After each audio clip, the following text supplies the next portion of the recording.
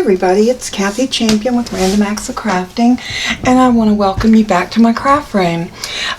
Today I thought what I would do is I would address some essential materials that I use for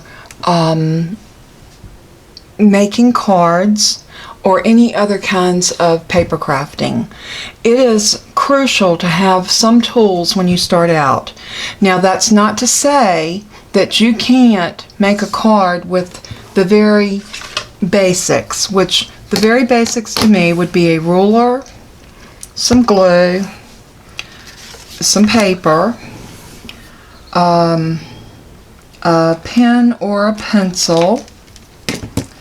And this right here has a pen and a pencil in it, so we're covered. And let's see, a pair of scissors. Now, if we had these items, we could make something. We would need some paper, some colored paper. We would need some other things, but we could still get away with making a card with just these items. Now, the more elaborate your cards are, the more tools you need in your arsenal. So, I am going to go back through this and I'm going to tell you what my suggestions are if you are a new crafter or you're someone that's trying to build your arsenal of tools. These are things that I would find that would be essential. One would be a trimmer. There are so many trimmers on the market. I prefer this Cricut trimmer. Ever since I was introduced to this particular trimmer, it has been my favorite. And I've got paper or something in my track, so while I'm seeing that in this good light, I'm just going to pick that out. See how easy that just came out? And you're going to get paper in your track if you use your trimmer. And mine is used and well loved, as you can see. So this is just a basic paper trimmer, but this is all you need. It has really good markings. It is marked off in 1/4 inch intervals. It does have 1/8 of an inch up here. So this paper trimmer would do everything that you need it to do for the basic needs. This is my go-to trimmer. I love this paper trimmer. There are other ones on the market. Fiskars makes a really good one. I did review this one the other day in one of my tutorials. This right here is a great little trimmer. There's nothing in the world wrong with this.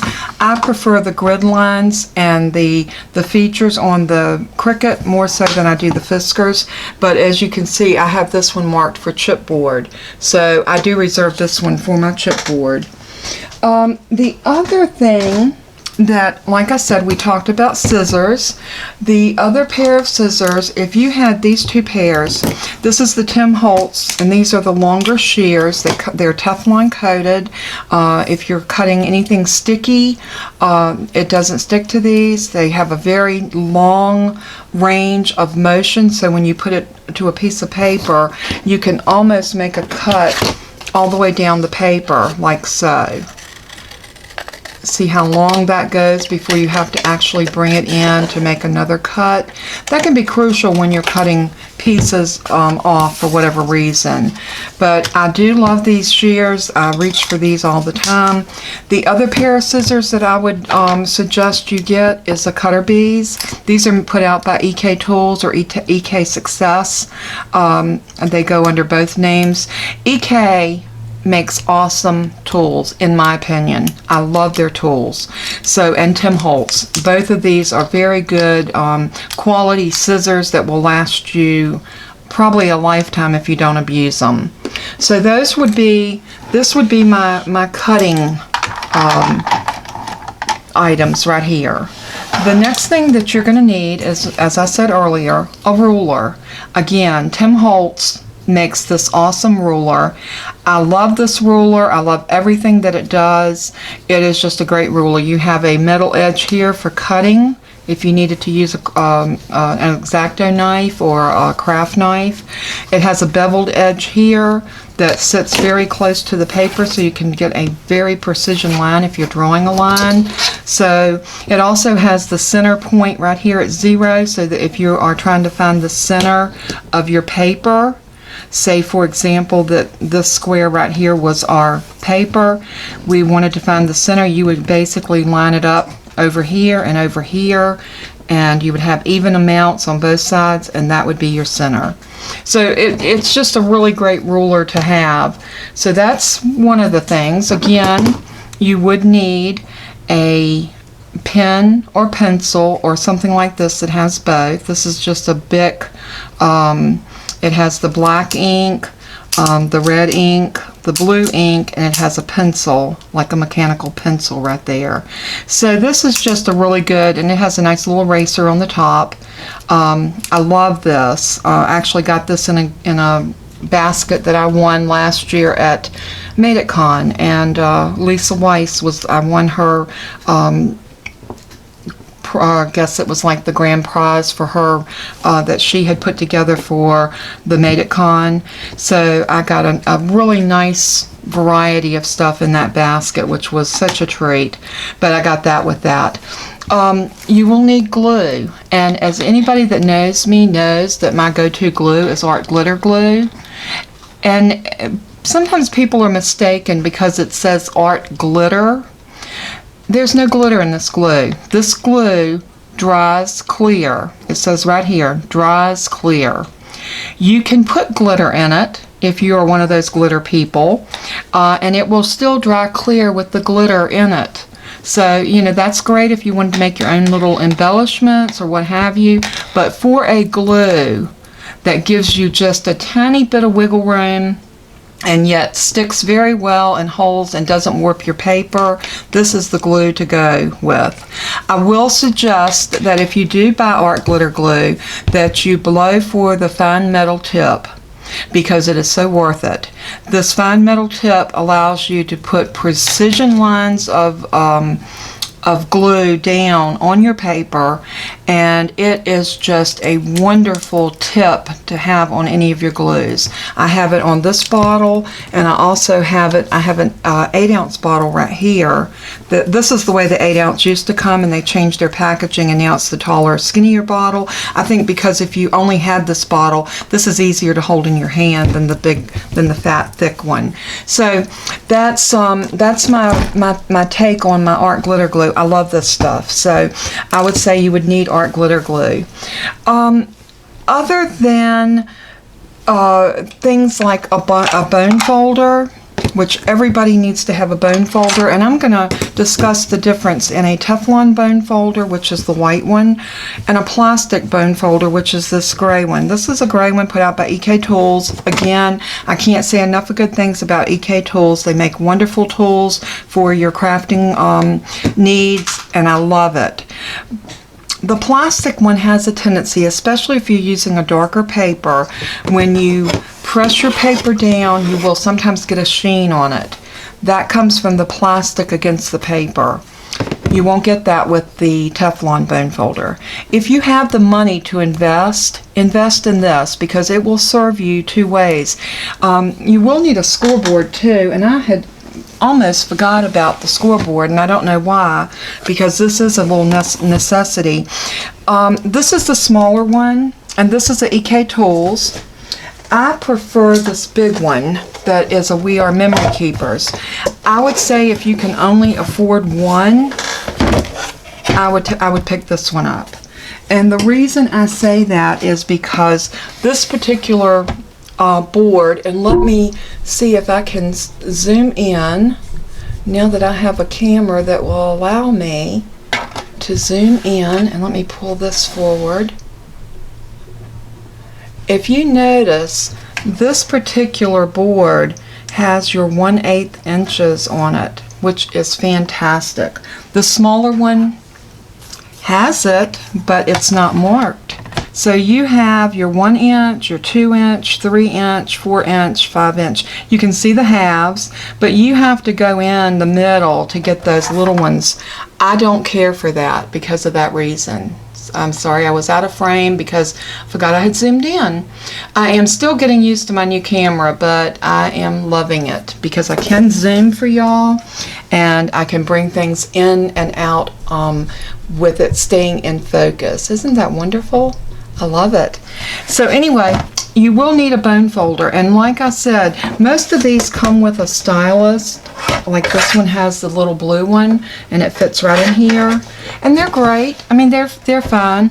But even one like this, when you are putting that against the paper and going down, you can easily cut your paper.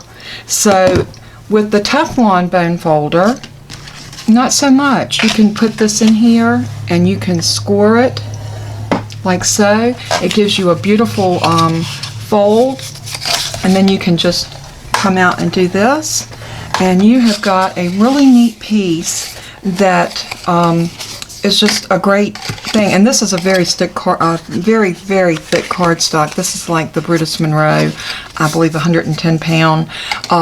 But you know, and you probably wouldn't be able to cut that with this, but if you were using something a little flimsier, you probably would cut it with one of these bone folders. But anyway, I think that every crafter needs a scoreboard. You need a trimmer, scissors, good glue, a bone folder definitely, and like I said, I do suggest the Teflon one. The other thing is a pair of tweezers. Everybody will need a pair of tweezers like this, and these are made a little bit different because when you squeeze them, they don't go together, they actually open. But they're great for picking up little tiny pieces of beads or what have you, even picking up a small piece of paper, a small flower or something that you might want to put down in a certain spot. These are so good. These came with my Cricut, and I use them all the time, not just for my Cricut, but I use them, I keep them right here in my little carousel. I have a little carousel here that I keep all my tools in, and they are absolutely a very important thing to have in your tools. So now we have our cutting instruments, we have our bone folder, we have our ruler, our scoreboard, our glue, and one other thing would be a good set of acrylic blocks. Now, I prefer the Fiskars, the ones like this. Fiskars puts out two different kind. One are just a square block. The other ones are these that have these little grippers on them. And you get 4 in a pack. You get the smaller press and 3 blocks. And this is the press. So this is what you would get in a set. And I believe they're like 14 to 16, depending on where you get them. If you pick them up at Hobby Lobby or somewhere like that, I would suggest using your coupon to get your discount or to get some money taken off. I'm so sorry, it's my dog again. Toby? Toby? He has been beside himself today, and he has been very verbal, so I do apologize for that. But this right here is what I would suggest to have for you to begin with. Now, that's not to say you've got to go out and buy all this at one time. Pick up a couple of things a month, and that's what I did when I was starting out, and very few of us can afford to go out and spend money on all of this at one time. So, you know, pick up your items a little at a time, and I will tell you that you will do much better if you buy good quality items from the get-go rather than getting substandard items and then having to replace them later. Save your money. Buy a good pair of scissors. These aren't cheap. They're probably about $20, $22 for this pair of shears, so worth it. Sure, you can get cheap scissors at the Dollar Tree or whatever, but they will not serve you like these do.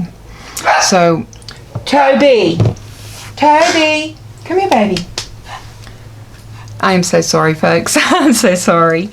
But anyway, the same with the cutter bees. These are probably about $12, $13, and they're well worth it because they are the most precision scissors. If you're doing any fussy cutting around little, in and out of little angles and stuff, these are the greatest scissors you'll ever use.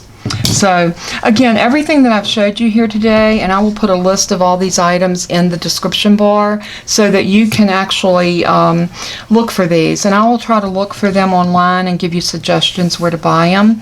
And if you use Maymay's affiliate link that I will have in the description, I get a small kickback on those, anything that you purchase through that affiliate link. So I would appreciate you using that link, and even if you are already shopping at Maymay Made It, you can still use my link, and then like I said, I get a very small percentage back on anything that I sell on my channel that's affiliated to her store. So I will list any of this stuff that can be found at her store, and I'll also too, if you do use that link and you are a club member, you can still get your discount. Just because you click on my link to take you to her store, it doesn't mess with your discount whatsoever. So I thought I would throw that out there. But anyway, I hope this video has been a help, and this is part 1. And I think I'm going to do either 2 or 3 parts in this series, because tomorrow when I bring my next video, I want it to be a little bit more, I guess, expensive tools. I won't say expensive, but pricier items, things that makes your crafting prettier. These are basics. This is what I think every paper crafter needs to start out with. So we will discuss the other things as we go, and we will talk about stamps and the quality, and we'll talk about stamp positioners and die cutting machines and things like that. So stay tuned, and I will look forward to seeing everyone again. Be sure to tell someone today that you love them and how much they mean to you, even a stranger. Give them a smile or say hello, and that's always my message. You know, random acts of crafting, couple that with random acts of kindness. And until I see you again, may God bless you and keep you, and I love you. Talk to you later. Bye-bye.